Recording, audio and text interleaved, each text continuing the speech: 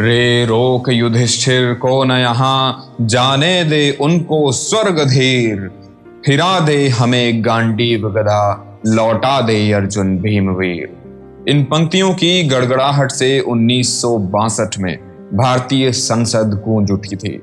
इन्हीं शब्दों के प्रहार से भारत के तत्कालीन प्रधानमंत्री पंडित जवाहरलाल नेहरू के समक्ष लज्जाजनक स्थिति प्रकट हो गई। यह वाकया था 1962 में हुए भारत चीन युद्ध के बाद का, और यह जानकारी हम सबको है कि इस युद्ध में भारत को शिकस्त का सामना करना पड़ा था। और ये शब्द थे राष्ट्रकवि रामधारी सिंह दिनकर के।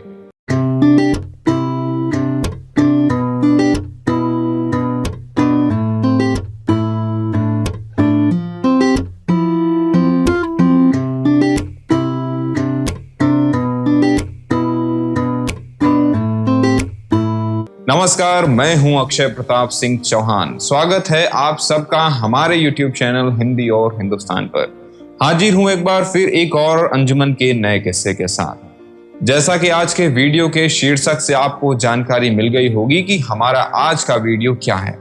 आज की वीडियो में हम बात करेंगे छायावादोत्तर काव्य की पहली पीढ़ी के कवि राष्ट्रकवि रामधारी सिंह दिनकर की। हिंदी के सुविख्यात कवि दिनकर का जन्म 1960 ईस्वी में 23 सितंबर को बिहार के बेगूसराय जिले के सिमरिया गांव में हुआ था। इनके पिता रवि सिंह एक सामान्य किसान थे तथा माता गृहिणी थी।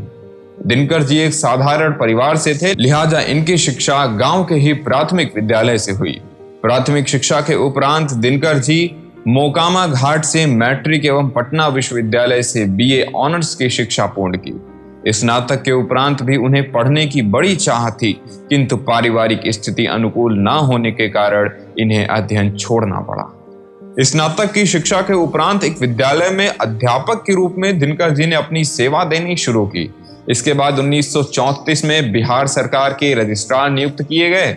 आपको बताते चलें कि राष्ट्रकवि द्वारा रचे गए द्वंद्व गीत जैसे हुंकार और रेणुका को पढ़कर बौखलाई विदेशी हुकूमत ने दिनकर जी का 4 वर्ष में 22 बार तबादला किया। 1947 में स्वतंत्र भारत में बिहार विश्वविद्यालय के प्राध्यापक व विभागाध्यक्ष के रूप में दिनकर जी ने कार्यारंभ किया। 1952 में राज्यसभा के सदस्य मनोनीत किए गए।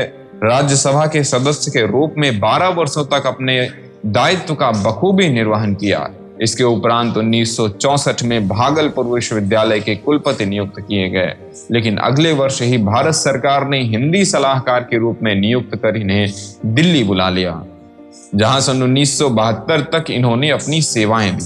साहित्य सर्जन की प्रतिभा का परिचय इन्होंने मिडिल कक्षाओं में अध्ययनरत रहते हुए अपनी पहली काव्य वीरबाला तथा मैट्रिक में अध्ययन के दौरान प्राण भंग काव्य के प्रकाशन के द्वारा दिया। दिनकर जी स्वतंत्रता के पूर्व विद्रोही लेखक के रूप में तथा स्वतंत्र भारत में राष्ट्रकवि के नाम से विख्यात हुए। एक ओर उनकी कविताओं में विद्रोह, आक्रोश और क्रांति की पुकार है, तो दूसरी ओर कोमल श्रृंगारिक भावनाओं की अभिव्यक्ति है। इन्हीं दोनों प्रवृत्तियों का चरम उत्कर्ष हमें उनकी काव्य रचना उर्वशी और कुरुक्षेत्र में मिलता है। राष्ट्रकवि दिनकर ने हिंदी साहित्य में न सिर्फ वीर रस के काव्य को एक नई ऊंचाई दी, बल्कि अपनी रचनाओं के माध्यम से राष्ट्रीय चेतना का सृजन किया। भारी भरकम शब्दों के चयन से तो हर कोई अपनी कृति को उत्कृष्ट बना सकता है, लेकिन आम बोलचाल की भाषा, सरल भाषा का प्रयोग कर जो अपनी रचना को लोगों तक पहुंचा सके, वास्तव में यही कला है, और दिनकर जी इस कला में निपुण थे। दिनकर जी के रश्मिरथी और परशुराम की प्रतीक्षा जैसे काव्यों ने इन्हें वीर रस के दूसरे सर्वश्रेष्ठ कवि की श्रेणी में ला खड़ा किया। अगर उनकी प्रमुख रचनाओं की बात की जाए तो वे हैं रश्मिरथी, उर्वशी, संस्कृति के 4 अध्याय, उजली आग आदि। दिनकर को मिले सम्मानों की सूची भी बहुत लंबी है। सन 1962 में उर्वशी के लिए ज्ञानपीठ पुरस्कार से सम्मानित किए गए। इस काव्य में उर्वशी और पुररवा के प्रेम की कहानी का चित्रण किया है, जो स्वर्ग की एक परितक्यता है। प्रेम और सुंदरता का वर्णन कवि ने बहुत व्यापकता से किया है। उर्वशी की बहुचर्चित पंक्तियां आपने जरूर सुनी होंगी, जो पुररवा का प्रेम प्रस्ताव भी है, जो कुछ यूं है। मर्त्य मानव के विजय का तूर्य हूं मैं, उर्वशी अपने समय का सूर्य हूं मैं। अंधतम के भाल पर पावक जलाता हूं, बादलों के शीश पर स्यंदन चलाता हूं। राष्ट्रकवि दिनकर का खंड काव्य रश्मिरथी 1952 में प्रकाशित हुआ, जिसमें 7 सर्ग हैं। पेश करते हैं रश्मिरथी के तृतीय सर्ग की कविता कृष्ण की चेतावनी। वर्षों तक वन में घूम घूम, बाधा विघ्नों को चूम चूम, सह धूप घाम पानी पत्थर, पांडव आए कुछ और निखर। सौभाग्य न सब दिन सोता है, देखें आगे क्या होता है। मैत्री की राह बताने को, सबको सुमार्ग पर लाने को, दुर्योधन को समझाने को, भीषण विध्वंस बचाने को, भगवान हस्तिनापुर आए, पांडव का संदेशा लाए। दो न्याय अगर तो वाधा दो, पर इसमें भी यदि बाधा हो तो दे दो केवल 5 ग्राम। रखो अपनी धरती तमाम, हम वहीं खुशी से खाएंगे, परिजन पर असी न उठाएंगे।